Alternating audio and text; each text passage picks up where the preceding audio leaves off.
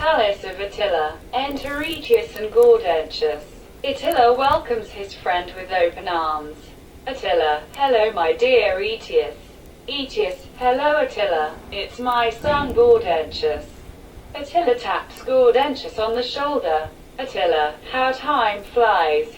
When I left Italy, Gaudentius was only 2 years old. Now he is already a young and brave officer. Besides, my son Elic is already 18 years old. Aetius: Gaudentius is 4 years older than Elic. I am aware that you have traveled with your son to the land of your ancestors and to the Great Wall of China. You are certainly the greatest travelers of our time. Attila: the Teutons greeted us respectfully, allowed us to visit the tombs of our ancestors. At Elic's request, we visited the Great Wall of China built against our ancestors and testifying so well to their power. The Tabgach governor of the border province organized a banquet in our honor in a tower of the Great Wall, on the roof of which were hoisted on this occasion the Tabgach, Hun and Teuton standards.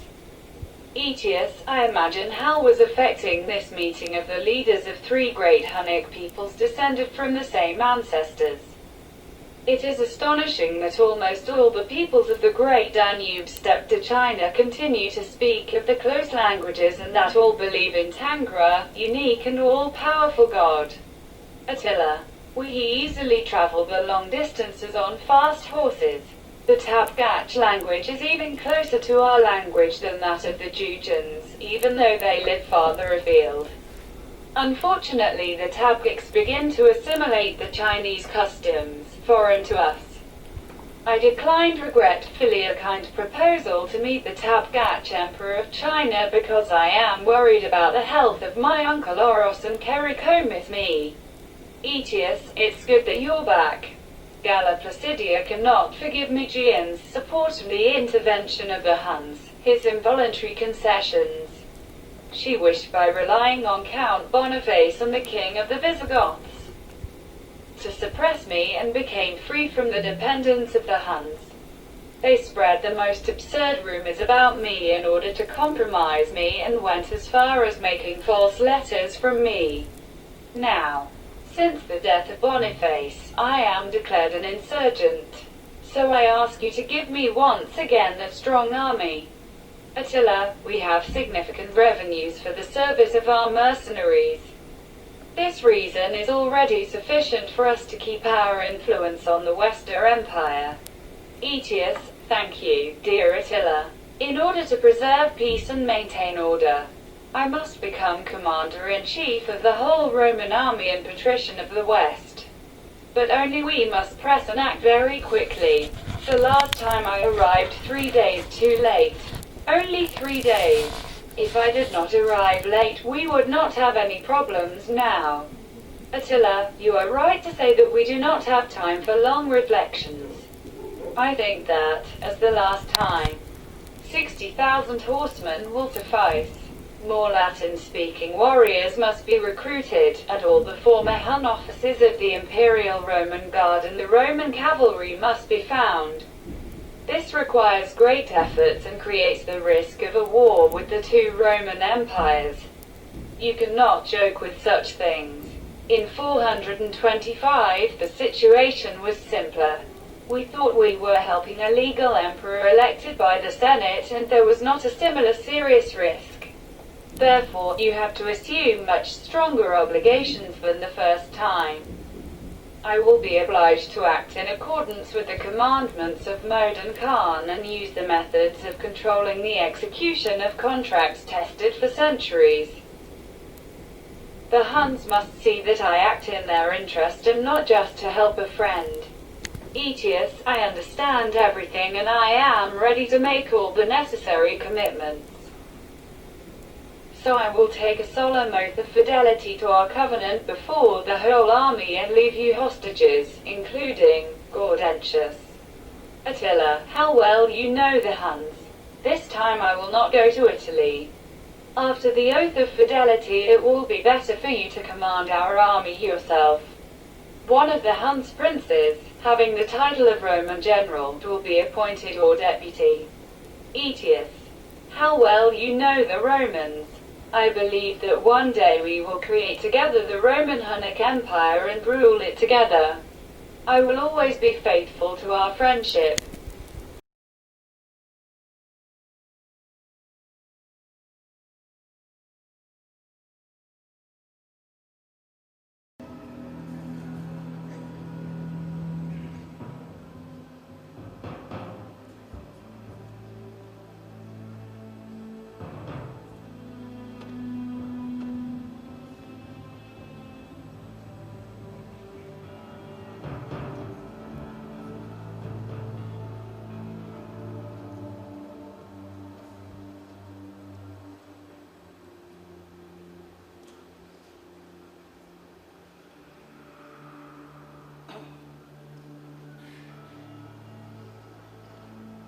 Естідім, ата-бабалар жеріне саяхат жасап, қасиетті Байкөл өзеніне дейін барып қайтыпсыздар.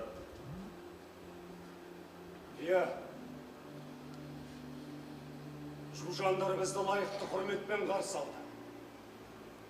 Осы айтулы кездесудің құрметіне Талғаш, Жужан және біздің байрақтар қатар желбіреді. Иә, таңғаларлық жайт.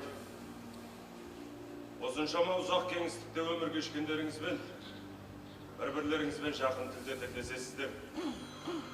Әрі құдірет күшті Тәңірге табынасыздар. Тым шалғайда екеніне қарамастан, Талғаш тілі бізге Жужан тіліне қарағанда жақынырақ Аетис. Бірақ бір өкініштісі, олар өздерін жаулап алған Қытайлардың бізге жат салт дәстүрін тез қабылдай бастапты. Біздермен қарай саяхаттауға Талғашты Қытай императорымен кездесуге шақырды. Оралғаным қандай жақсы болды еді.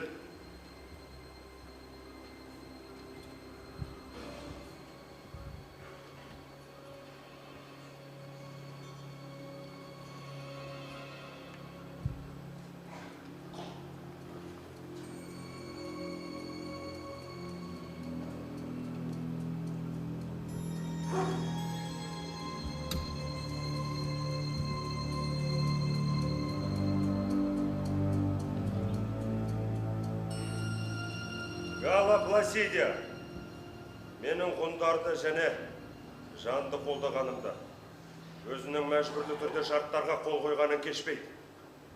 Ол менің атымнан түрлі қауесеттер таратуда. Визиготтар королі мен Бонифасқа сүйеніп, мені құртқысы және ғұндарға тәуелділіктен құтылғысы келеді еділ.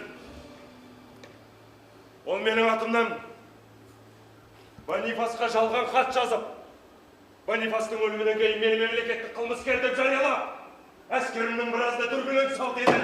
Бижа! Менде өзіңден үлкен әскер сұраудан басқа мол жоқ. Етіл! Бұл жолы мен! Батыстың патрисі, әрі күллі Римнің әскеріне бас қолбасшы болуым керек, сонда ғана Европадағы тәртіпті қамтамасыз етіп, бірлесе отырып құм және Рим империясын құрамыз. Бірақ бізге асығу керек. Біз өткенде кешіктік. Біз кешіктік. Мен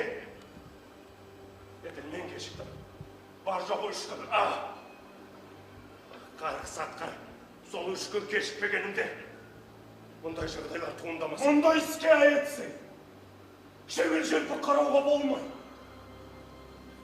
Римдік екі империяның арасында соғыс өртін туғызады.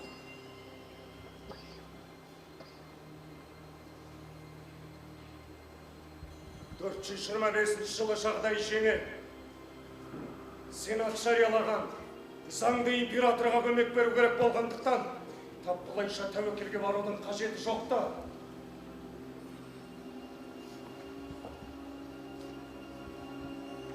Мен бұл жолы мөкте қағанның ежелгі заңдарына сай әрекет жасаймын.